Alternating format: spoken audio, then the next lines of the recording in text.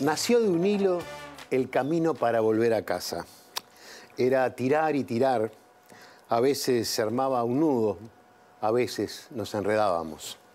Era tirar y tirar, mirarnos a los ojos, respirar hondo, bufar, soltar, desenredar, seguir. Siempre es difícil volver a casa. Y sí, es el título de un libro que no leí. Pero cuando se llega, se toca la puerta, alguien abre y dice, ¿por qué no hablamos antes?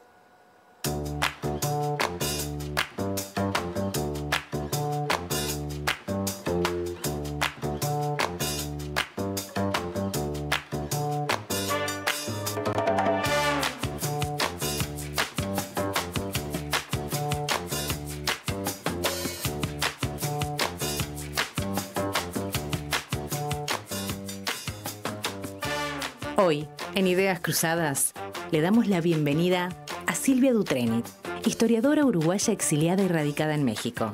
Sus investigaciones trazan puentes entre hechos y protagonistas de la historia reciente de América Latina. En alguna entrevista dijo que su corazoncito sigue estando acá, en Uruguay. Y Cecilia Caballero, exiliada en Noruega durante la dictadura, esta actriz y directora teatral uruguaya suele preguntarse por las turbulencias identitarias que provoca el desarraigo y el desexilio. Fundadora de la Escuela de Actuación y Oficios Audiovisuales La Escena, para ella estar viva en escena es estar en uno y pendiente del otro. Buenas noches, bienvenidos a una nueva propuesta de Ideas Cruzadas. Bueno, ya fueron presentados. Silvia, gracias por acompañarnos. Gracias a ti por invitarnos. Bueno, estás por unos días acá. Sobre el final del programa vamos a hablar uno de los motivos. Aparte de familia, de paseos, algún motivo que está vinculado a algún trabajo. Pero bueno, muchas gracias por estar por acá. Gracias, gracias. A ti también, muchas gracias por acompañarnos. Gracias por la invitación. Por favor, en esta experiencia de hablar con dos personas que vivieron el exilio de distintas maneras, pero que, bueno, de hecho el exilio ha quedado de alguna manera presente en la vida de cada una de ustedes. Por un lado, tú que lo estudiás o que lo admirás del lado académico, y tú quizás desde el lado artístico, podría decir. ¿Está bien lo que digo? Sí. Entonces, corríjanme, yo no tengo problema. ¿Cómo es esto de estudiar estos temas, como el tema del exilio, cuando también estás involucrada? Bueno, es una pregunta que en realidad... bueno, no, y sobre todo en el campo, digamos, en la colectividad de historiadores en México, que ha cambiado mucho con los años, pero cuando yo empecé a trabajar el tema del exilio, empecé por una de las rutas, que fue el asilo diplomático que dio México acá, pero luego me seguí. Esa fue una de las rutas de llegar al exilio. Entonces era muy conservador la comunidad de historiadores en México. Estoy hablando de hace 30 años. Hoy ya no es así y se acepta que no es necesario tener una distancia gigantesca con el objeto de estudio. Bien. Puede ser más cercana y pueden haber distintas fuentes.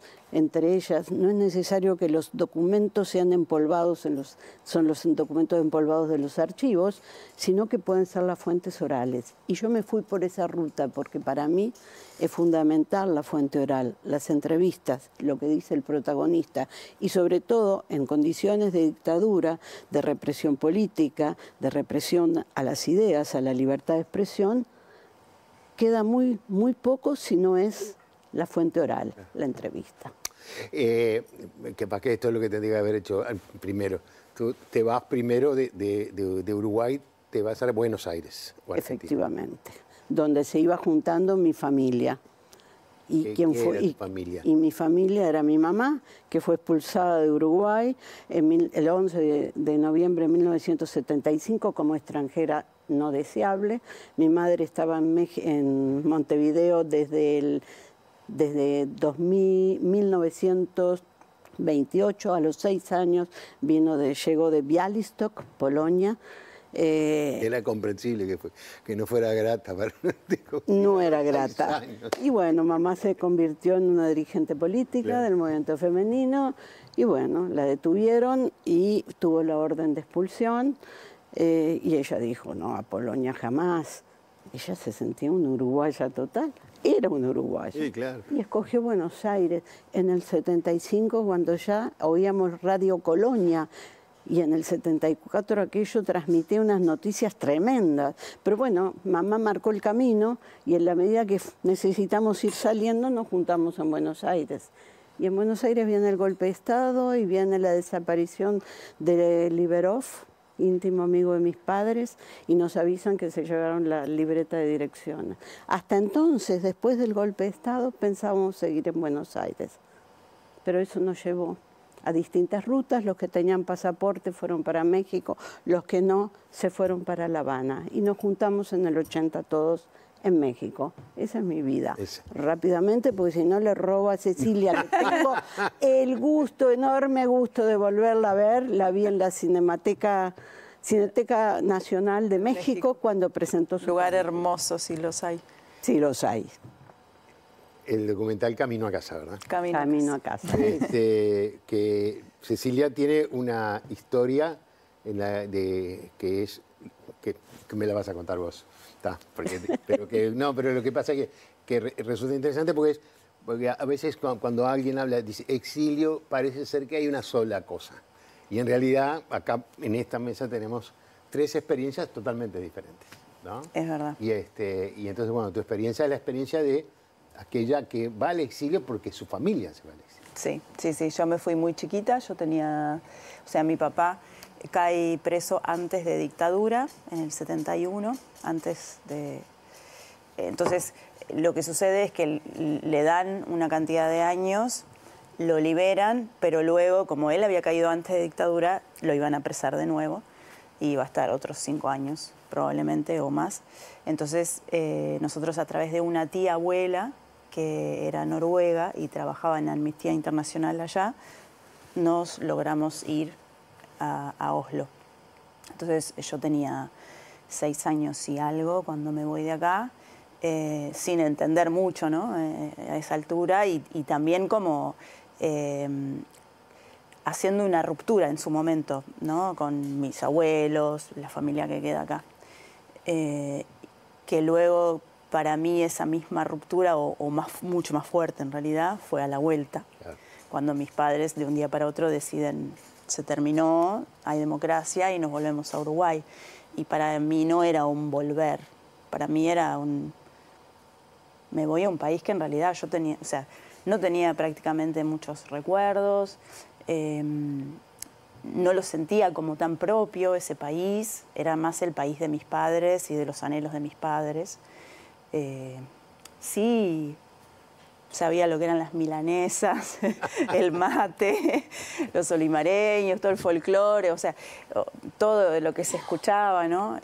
Sabalero, pero no eran mis vivencias, o sea, un poco los niños exiliados estábamos ahí poniendo nuestros cuerpitos a las nostalgias y recuerdos de nuestros padres,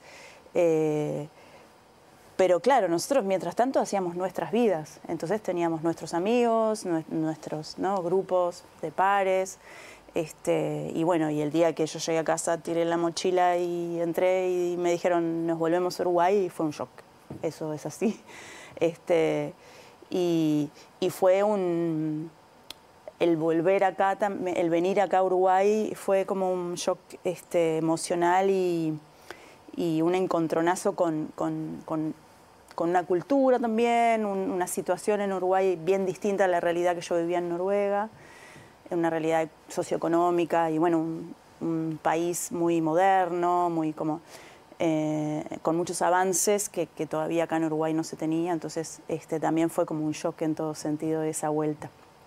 Y después la particularidad que en mi familia, luego de un tiempo de estar en Uruguay, vuelven a exiliarse en el 2002, hacen un exilio económico.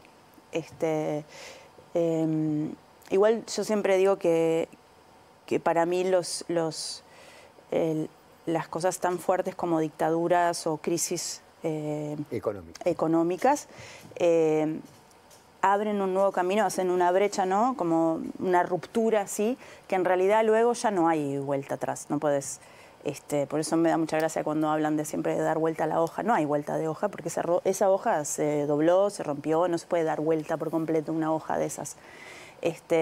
Porque las familias van quedando separadas para siempre, ¿no? Entonces, este otro exilio tiene que ver también con el primer exilio, digamos, ¿no? Por suerte tenían un lugar donde ya habían estudiado, etcétera, y bueno. Y ahí mis padres se vuelven a ir y nosotros nos quedamos acá. Ese es como el doble exilio nuestro.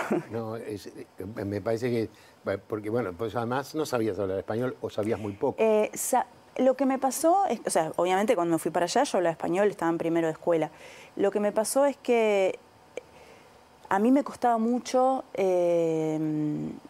como tener que explicar cosas. Entonces yo como quería que se entendiera que yo era noruega, porque cada vez que yo me ponía a hablar de Uruguay no se sabía ni dónde era, me era muy difícil, sí, lo relacionaba en Argentina o a Paraguay, me era muy difícil explicar el por qué nos habíamos tenido que ir, por qué nos expulsó el país, porque contar que tu padre había estado preso era como un montón para una niña, entonces yo trataba como de alguna... Creo que, bueno, de ahí ya nacen mis dotes. Trataba de inventar otras historias y convertirme rápidamente en alguien que, no sé, que no se le notara mucho. Además tenía mi aspecto físico que me ayudaba porque tengo abuelos alemanes e ingleses que eso me ayudaba. Entonces me inserté muy rápido y empecé a hablar muy rápido el idioma porque mis padres me pusieron en un jardín de infantes, no bien llegamos. Y bueno, tuve que hablar.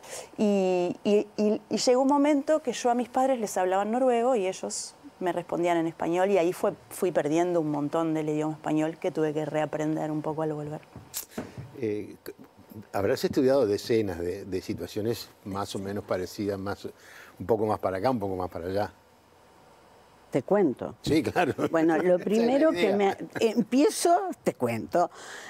Primero empiezo por lo personal. Nosotros vivimos con mi marido siempre, estaba toda la familia de mi marido y la mía, nos terminamos juntando, lo dije hace un minuto, en México en el 80. Siempre vivimos con la idea de que íbamos a regresar, pero siempre vivimos insertos en la sociedad mexicana. Una enseñanza que un refugiado veterano, refugiado español, le hizo a Martín, a mi marido. Tú, mijito, yo monté 20 veces mi casa. Tú monta la casa todas las veces que sean necesarias. Pero te instalás en donde estás y después vas a ver. Bueno, Martín viene para aquí a trabajar a la universidad, 3 meses. La hija mayor, la psicoanalista, te contaba hace un rato, Carolina, inmediatamente feliz porque en el 89 ya había pasado el 85, que fue un momento crítico, sobre todo para esos hijos e hijas del exilio, cuando empiezan a regresar.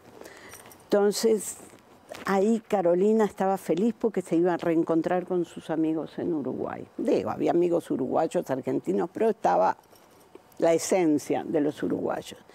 Y pasó un poquito el tiempo y Martín me empezó a mandar noticias y Carolina dice, vamos a repetir la historia de la familia, ¿eso es lo que ustedes quieren? La abuela saliendo de Bialystok, ustedes saliendo de Uruguay y ahora llevándonos a nosotros. Fue una cosa, no la decidió, pero fue fuerte. Y entiendo perfectamente, pero además de las entrevistas, yo lo primero que digo es que no se puede hablar del exilio, hay que hablar de los exilios. Cada exilio es uno. Pero esto que tú viviste y que uno vive de alguna manera y que tú decías, bueno, queda marcado esa experiencia, es una huella imborrable. Yo no me considero una exiliada, yo considero que en el momento, y así lo planteo en mis investigaciones, cuando digo, no estoy hablando de mí, pero para mí el exilio, una vez que terminaron las condiciones que llevó al exilio, y ahí obviamente yo en general hablo de los exilios políticos, los exilios como políticos, porque las condiciones desaparecen, ahí se terminó porque se toma otra decisión, una decisión muy dolorosa, pero muy dolorosa. Eso que decían ahí cuando hablaban de mi semblanza, sí, uno lleva al país en el corazón, pero yo estoy acá y a los pocos días pues necesito la comida picante. ¿Sí? porque finalmente uno queda partido, y es cierto, pues una forma común de decir, pero es cierto, hay una huella. El exilio concluyó para mí en 1985, pero esa huella y esa marca, ahí está. Como investigadora, bueno, por algo me dediqué, uno se dedica a temas que le interesan, y yo me dediqué a eso, y también uno de mis temas, todo el tema tiene que ver con violaciones de derechos humanos, desaparecidos, colectivos de familiares. Si en México habrá para trabajar sobre eso. Sí, cuando estuvimos allá con la película, los que luego se quedaron a un foro que hubo hablaban de eso, ¿no? De que en México todo lo que hay para... Mientras hablamos hay un desaparecido más. Sí. Así es. Entonces, bueno, pero el exilio es una huella. Pero tú comentabas algo, ¿no? No sé si ahora o en otro momento te lo escuché. No se hablaba mucho, es decir, cuando se abre la puerta, ¿por qué no hablamos antes? Sí. Sí, y hay de todas las experiencias. Totalmente. Si yo hablo de la personal, mis hijos creo que, no sé, pero mis hijos y sus amigos, nadie puede obviar que conoce la historia, al menos de Uruguay y de lo que pasó, ¿sí? Nosotros transmitimos, pero la experiencia que yo tengo con las entrevistas a hijos e hijas es que no todas las casas se hablaba. No. Ahí hay una cosa, perdón. Sí, no, dale, porque si no ocupo yo todo el micrófono. Lo que pasa es que hay una cosa que es interesante también, y es, bueno, después de las comunidades de Uruguay ya lo hablamos después, pero una cosa es estar en Noruega y decir, mi padre estuvo preso. ¿Qué puede interpretar un noruego de alguien que estuvo preso? Que es un delincuente. Y que mató a alguien. O que mató a alguien, ¿no? Sí. Entonces, es como que también ahí como que se van construyendo secretos, ¿no? Porque hay que vivir con eso. Así como tú viviste, digo, yo viví diciendo que en Uruguay estaba muy mal la situación económica y que me tuve que ir a trabajar. Sí. Y mis hijos mentían. Sí. Así, porque cuando le preguntaban en la escuelita, ¿por qué están acá? Porque mi papá no tenía trabajo. Sí. Así es. De hecho, muchos niños crecieron con miedos que no entendieron hasta muchos años después cuáles eran realmente. Tenían miedo, pero no sabían. No, pues, mira, no podés ir a la casa de tal vecino, ¿no? He escuchado cosas en el interior, por ejemplo. ¿Por qué? ¿Por qué no? No podés ir. Pero sin entender el niño por qué no podía jugar con tal otro niño, ¿no? O no, estos libros los tenemos que esconder todos, tirar todo, pero los niños sin entender qué era lo que estaba pasando y sin embargo, como, ¿no? Absorbiendo miedos y mentiras y secretos y cosas, ¿no? Bien dicen, ¿no? Que a los niños no hay que darles la responsabilidad de mantener secretos de cualquier índole, ¿no? Porque tienen un peso que no va a poder con ese peso, va a ser duro para sobrellevar. Sí. Pero sin embargo, pues muchos vivieron con esos pesos. Ahora estamos hablando, esconder los libros, estamos hablando previa a la salida al exilio. Pero también había el no ir, o no, más que no ir, no hablar de algunos temas fuera del espacio familiar. Sí, eso era. Y también no conocer realmente los porqués de los padres que no siendo, en el caso mexicano, no siendo mexicanos, por ejemplo, estaban en México. Y había padres exiliados y exiliadas que ocultaban las razones. Y también aquellos que estuvieron presos. Sí. Entonces, de repente te encontrás, lo que cuento de parte de los propios nombres a veces. Yo he estado con personas que se enteraron muchos años después, en realidad, cuál era el verdadero nombre de su papá. Absolutamente. Estaban en Argentina con otro nombre. Bueno, tenemos casos y el martes próximo lo vamos a conversar. Pero por supuesto, y hasta las parejas. Sí. Entonces, ¿qué pasa? Yo me acuerdo una entrevista con una niña, no niña, una mujer como tú hoy, que decía, yo siento que estaban esquizofrénicos. Si me escucha mi hija psicoanalista me va a decir, mamá, no uses esos términos, pero no importa. Dice, a nosotros no nos decían nada. A mí me enviaron a una escuela tradicional, religiosa y demás, Pero yo en mi casa escuchaba conversaciones, los típicos cassettes de aquel entonces que llegaban, y se escuchaban conversaciones de presos, de torturados, en fin, desaparecidos. Sí, bueno, y yo no entendía por qué. Porque los adultos transmitían un Uruguay que era el Uruguay que llevaban en el corazón, de maravilla. Todo aquello era maravilloso, pero sin embargo se escuchaba eso. Pero en la casa no se decía nada directo. Pero los niños, las niñas, miraban los afiches que estaban típicos en las casas. Fotos, yo me acuerdo de muchas fotos de torturas, de torturados. ¿Están ahí? Estaban ahí, ¿no?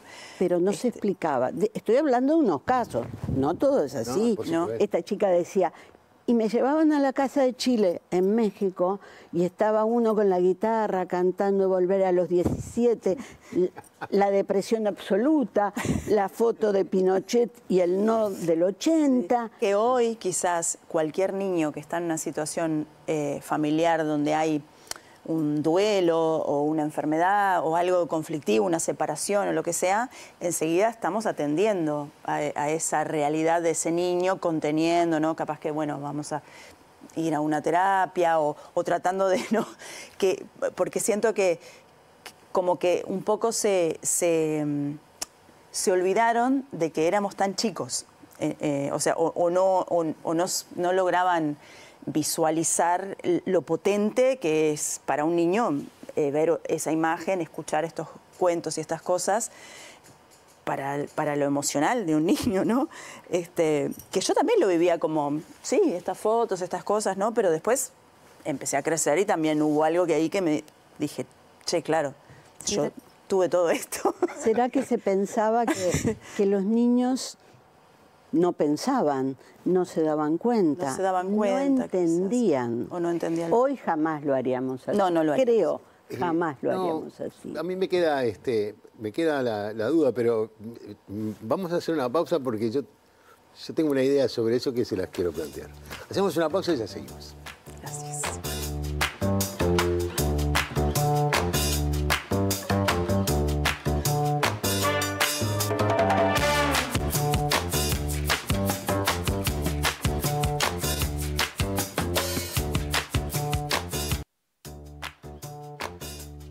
Presenta Mercado Agrícola de Montevideo, en el corazón de un barrio donde late la ciudad. Mercado de Historias. Mercado de Historia.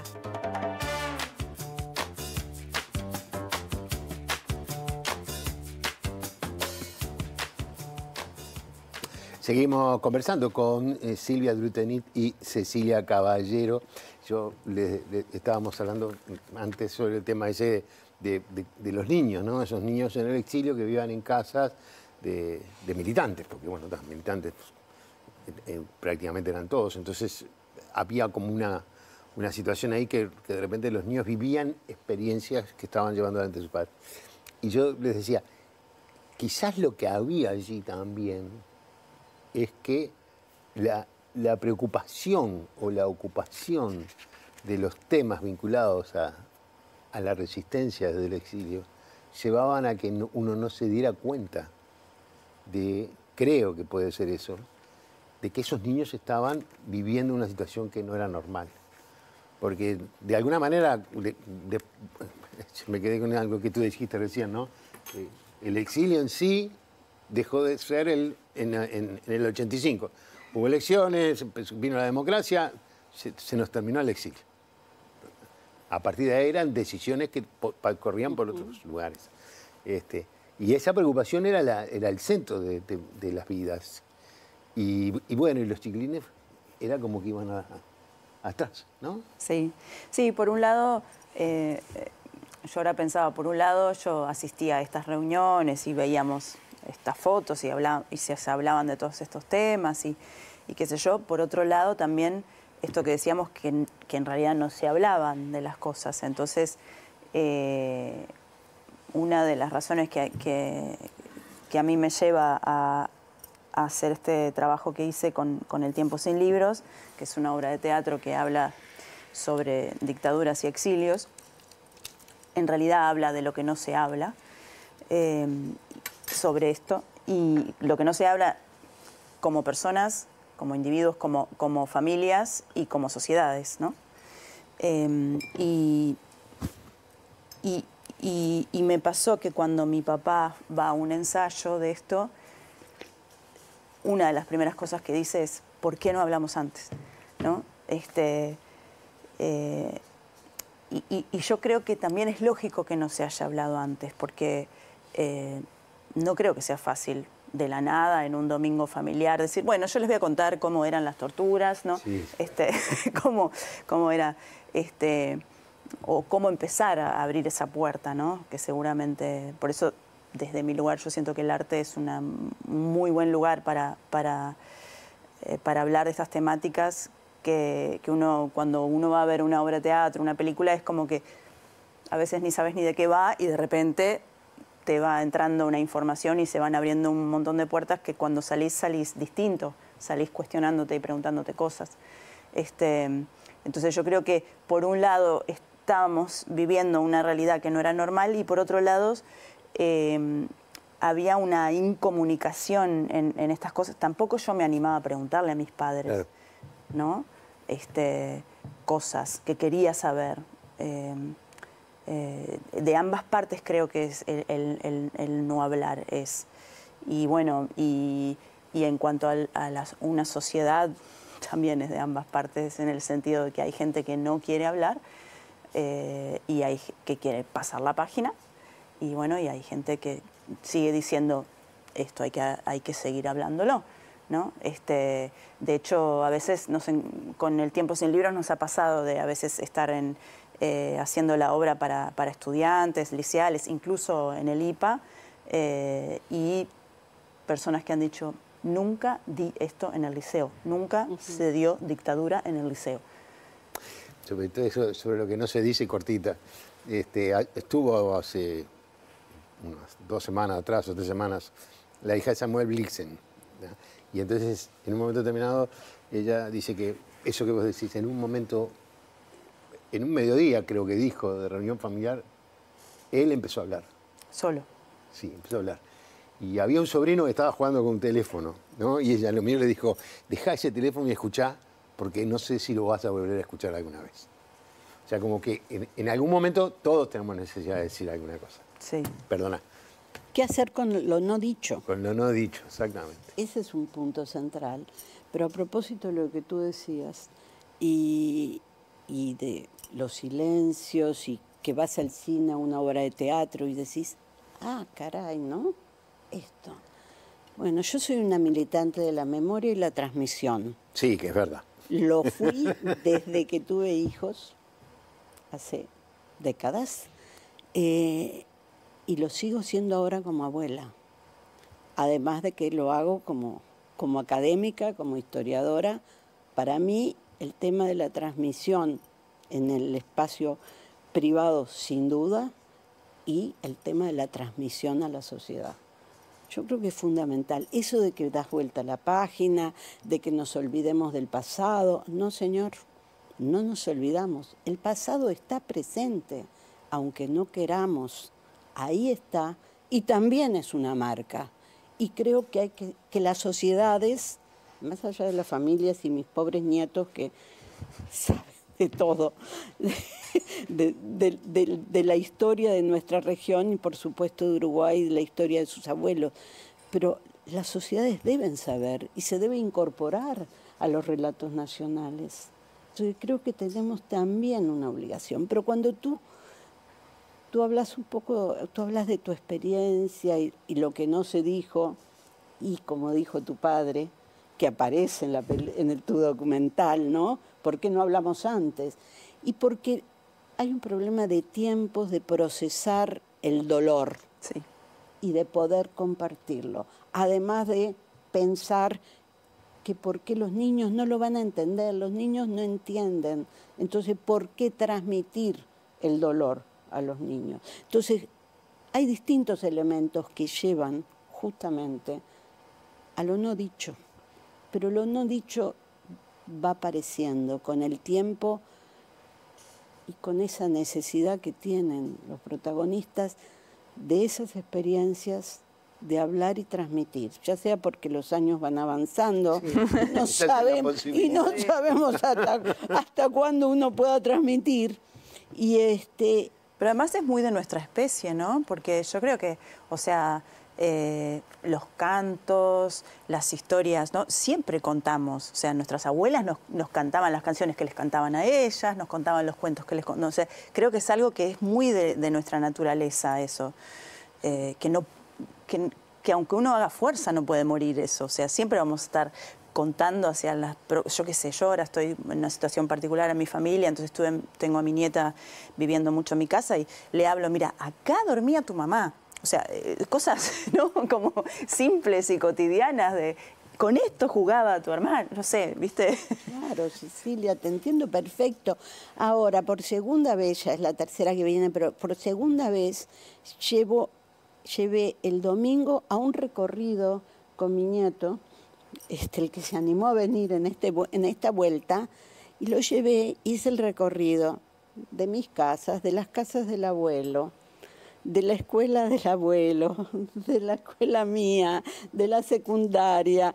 Hicimos todo el recorrido, le mostré, por ejemplo, yo iba al Bauzá y ahí hice el liceo. Entonces hicimos el recorrido desde Millán y le decía, yo iba caminando, ¿no? Hasta aquí, subí a esa escalera cuando llegamos al Bauzá. Todo eso, y luego fuimos por no sé cuántas veces al monolito que hay frente a la farmacia donde estaba mi madre, de donde la llevaron presa, y que hay un monolito que puso el municipio y la Junta Departamental, y entonces íbamos llegando y me dijo, ya abuela, no me digas, eso es el homenaje a la abuela. Qué divino. Es así, pero también es cierto que a veces,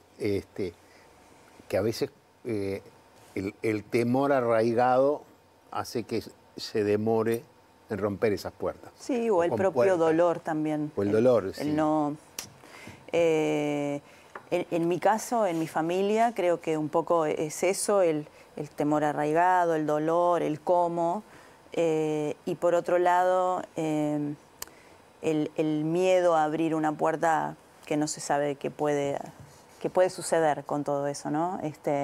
Mi mamá, por ejemplo, yo siempre digo que mi mamá para mí es la gran heroína de mi familia porque se ha hablado poco de las abuelas, las madres, las tías, las hermanas que estaban fuera de la cárcel sosteniendo realidades cotidianas con niños, nietos, sobrinos. Y a veces sin trabajos, con la familia dando la espalda, ¿no? Con una realidad muy hostil, y niños pequeños a cargo, bueno, y la realidad hostil de la dictadura. Y por ejemplo, mi mamá, yo creo que conservó la idea del silencio porque era su forma de haber transitado todo esto, todo este dolor, y era como su forma de salvarse, de cuidarse, de preservarse, ¿no? Y siempre, a veces me preguntan, ¿tu mamá por qué no está más en la película o qué sé yo? Y es eso, yo creo que mi mamá siempre ha tenido la necesidad de, esto lo pasé, pero prefiero no estar todo el tiempo indagando en esto y revolviendo en esto porque así es como puedo yo vivirlo, claro, ¿no? Cada uno lo vive estas cosas como puede. Sí, ahí no se quiere hablar, es una protección. Sí. Y bueno, sí, así pasa. Sí, las mujeres tuvieron, bueno, no solo las mujeres, pero las mujeres tuvieron esas madres, abuelas, hermanas, pero pensemos también en los niños y niñas que, por ejemplo, sus padres estaban presos. ¿Cómo vivieron todo eso? Sí. Y muchas veces esos niños, digo niños, niñas, en fin, de repente se quedaron sin papá y sin mamá. Sí, yo cuando mostramos la película, sí, cuando mostramos la película, siempre después alguien la vio y me escribe, o no se animó en el momento del foro a hablar, entonces después me escribe, me busca en las redes y eso. no saben la cantidad de ese tipo de personas que me han hablado, contado su relato de que fueron criados por abuelos o por tías y cuando, desde muy bebitos, entonces cuando los padres salen, ellos ya tienen 11, 12 años a veces, 8, 9, y no son sus padres. Sí, sí. No son sus padres son los abuelos. Cuesta mucho después ese vínculo. Pero también aquellos que hoy su madre, por ejemplo, digo casos reales, sin nombre, su madre quedó sin la mamá porque la mamá fue presa, y sus hijas, y la mayor tuvo que hacer las veces de mamá. De mamá, sí. Cuestión de que cuando liberan a la abuela, ahí se crea la situación de que la mamá está resentida con la abuela porque quedó sola a los 10, 12, 13 años cuidando a sus hermanos. Sí. Entonces esos nietos y nietas hacen las veces de articuladores para recomponer el tejido familiar, el amor familiar. Es decir, es una carga muy fuerte. Lo que pasa es que para los niños, yo esto lo entendí muy tarde una vez en terapia, que me hablaron de la palabra abandono y qué significaba para mí, y qué sé yo, y ahí recién pude entenderlo, claro, porque cuando uno es pequeño, uno en realidad lo que siente es un abandono de esa persona que no está contigo, es un abandono. Después mi padre me contó que se ve que eso lo había borrado de mi mente, que cuando él salió de preso y llegó a casa, yo lo miré y le dije, ¿y ahora qué viniste vos? Claro. Sin embargo, yo lo iba a visitar y quería jugar con él y todo, pero cuando volvió era como, vos eras ese ser que yo iba a visitar ahí, jugábamos un rato y después me volvía con mi madre. Y ahora, o sea, ¿qué venís a hacer acá con mamá y conmigo, no? Y yo me había olvidado de eso, pero es evidente que eso de tu papá no está o tu mamá no está. Y bueno, y yo me siento abandonada. Eso es un sentimiento que no podemos contra él. O sea, no podés definirlo ideológicamente. No. O sea, bueno, porque mi padre o mi madre es una militante. Claro. No, el niño se fue, no vino más. Por más que vos lo comprendas y después y obviamente perdones y entiendas y todo, y no culpes a tus padres por eso, porque entendés la situación, pero por dentro eso de niño vos lo sentiste, vos te sentiste abandonado, porque vos fuiste a todas las fiestas de las escuelas, fuiste a todos los cumpleaños, fuiste a todo, y no estaba tu papá presente o tu mamá y tu papá, ¿no? Y es muy duro para los niños eso. Y no podías decir. Y ni siquiera podías decir en los porqués, ¿no? Exacto. Sí, de hecho, a mí hay veces que yo tengo como borrado los primeros años de mi vida, simplemente me acuerdo de cosas puntuales, sobre todo las visitas en la cárcel y la preparación de las visitas de los días previos. Pero hace poco, un día, me desperté con la idea digo, no me acuerdo de un solo cumpleaños ni una sola Navidad de esos años, ni uno. Y entonces me torturó eso, ¿viste? Ni mío ni de mi mamá. Entonces llamo a mi madre y le digo, mamá, ¿qué hacíamos nosotros en Navidad y en tu cumpleaños y en el mío? Y mi madre tampoco se acordaba. Ninguna de los dos nos acordamos. Yo entiendo que, bueno, era muy chiquita capaz que... Pero tampoco mi mamá. Es una cosa que, bueno, bajamos cortina, ¿no?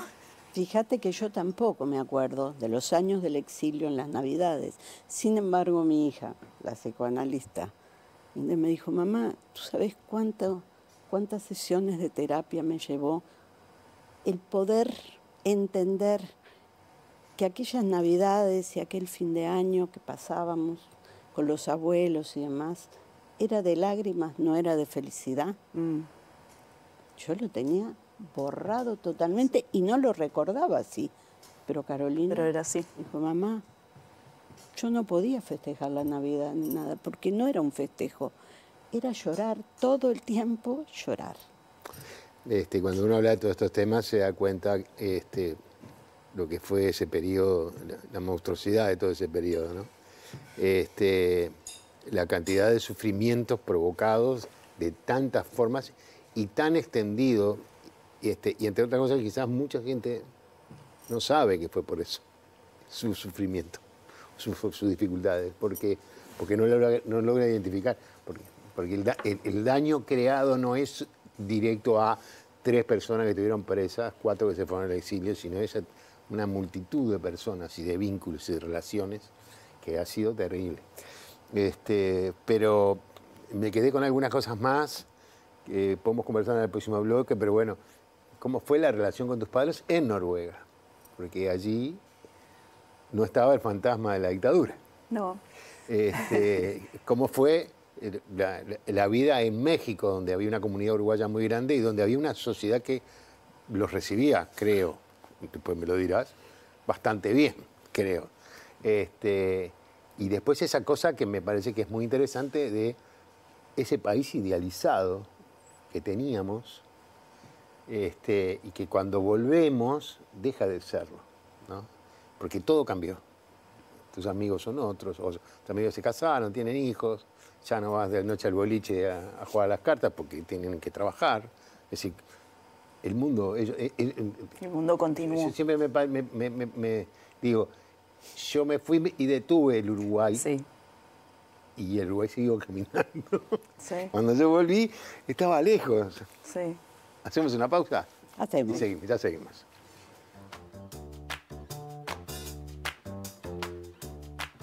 Presentó Mercado Agrícola de Montevideo, en el corazón de un barrio donde late la ciudad. Mercado de Historias. Mercado de Historia.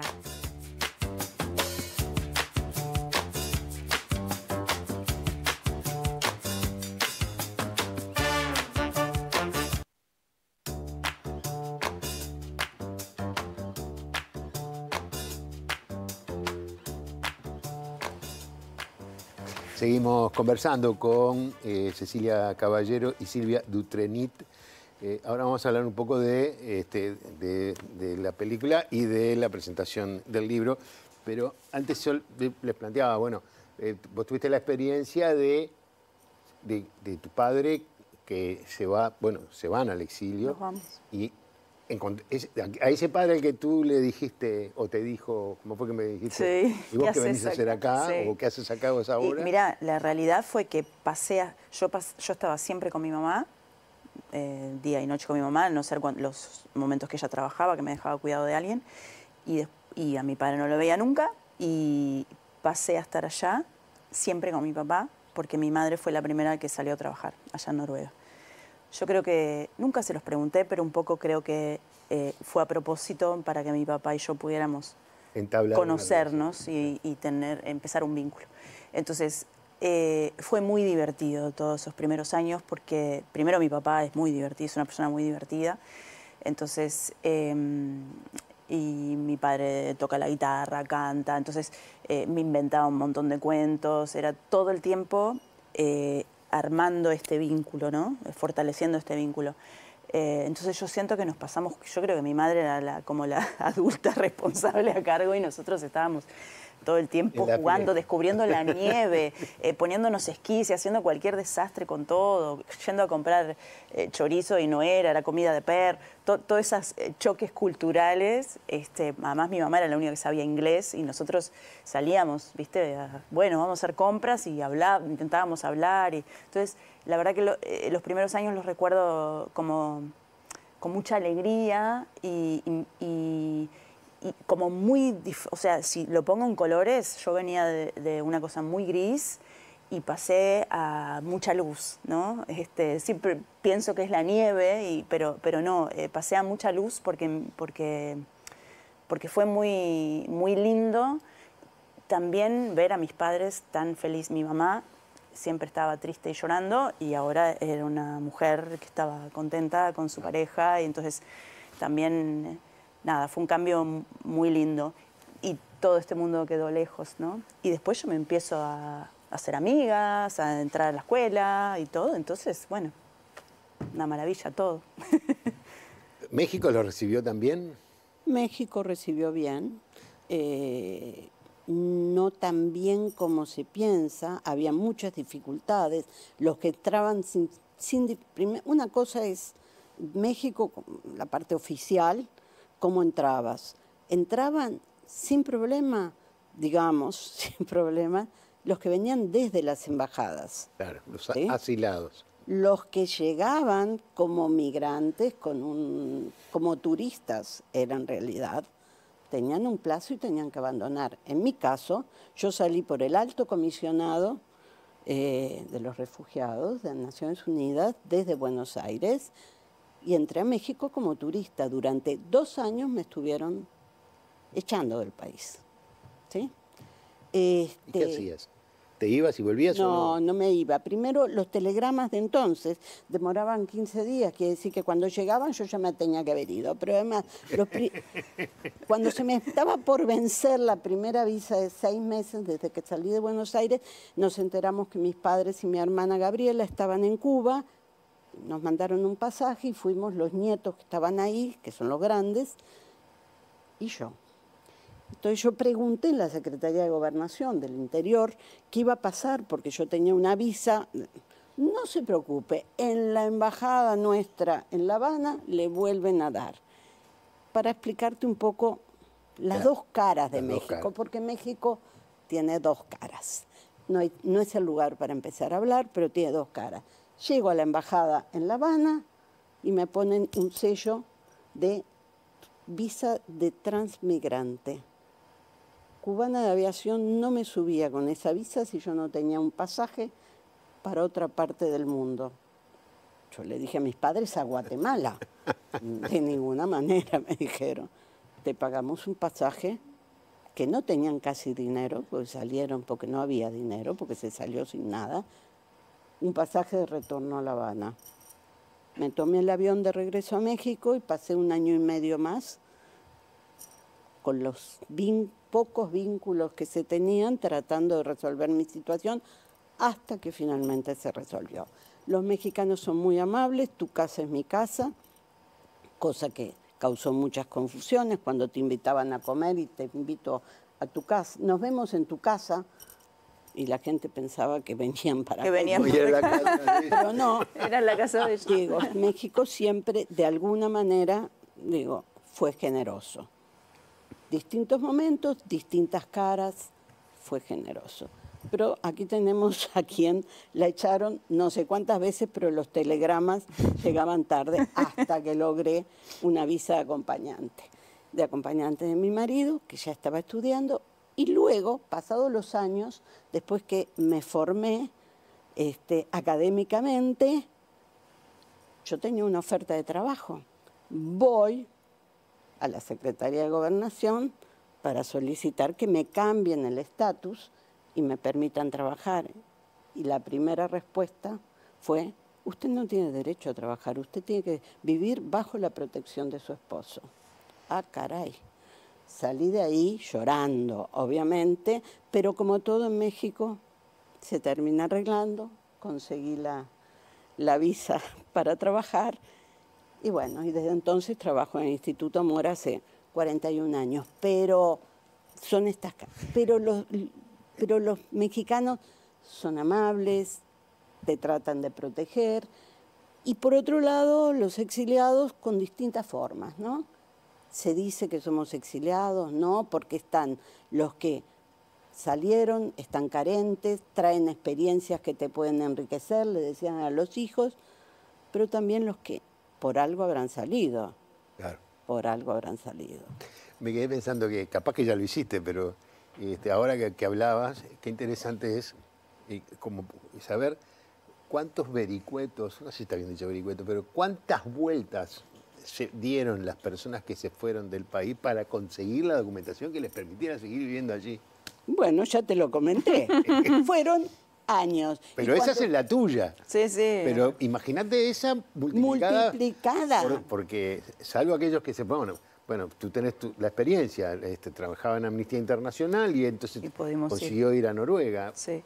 Igual mi papá con un pasaporte que cada vez que viajábamos tenía problemas con ese pasaporte. Bueno, otros compraron un papel que les permitía conseguir una documentación. Claro. Hay toda una historia, otro esfuerzo que tenían, no solamente haber logrado salir, que muchas veces ese era un riesgo, y después... Sí, sí. Nosotros en Noruega tuvimos mucha suerte de que Noruega era un país que recibía muy bien. O sea, nosotros siempre decimos que nos sentimos muy abrazados por Noruega, desde cualquier partido político. con ideologías y pensamientos capaz que más de derecha incluso, ellos siempre estaban para recibir al que llegaba con problemas políticos, ¿no? Y ingresaba a su país. Eso fue hermoso. En México también, ¿eh? Con distancias políticas e ideológicas. Igual. Absolutamente, porque era el gobierno de turno. Y sí. Un turno muy largo, por cierto. Pero sí, eso que tú decís de los papeles, bueno, ¿qué decirte? ¿Y para salir de Buenos Aires? Sí, claro, por supuesto, también. Se nos fue el tiempo. Se nos fue el tiempo. ¿Qué es lo que tiene el tiempo? Es lo que tiene el tiempo que se va. Bueno, tú tenés la escuela La Escena y ¿hay posibilidades de ver tu película? Es lo que tiene el cine uruguayo, ¿no? Que siempre es tan difícil mantenerse. Esta película estuvo 11 semanas en cartel y después, bueno, viajó a México, estuvo como 8 semanas en la Cineteca Nacional, ha viajado, ha estado en Noruega, en Suecia, se ha transmitido por la televisión noruega. Y acá después ha ido por barrios y por zonas y en distintos eventos, pero ahora puntualmente verla en algún lado, no. ¿Posibilidades de que encontrarla en alguna plataforma, en YouTube? Todavía no. Todavía no.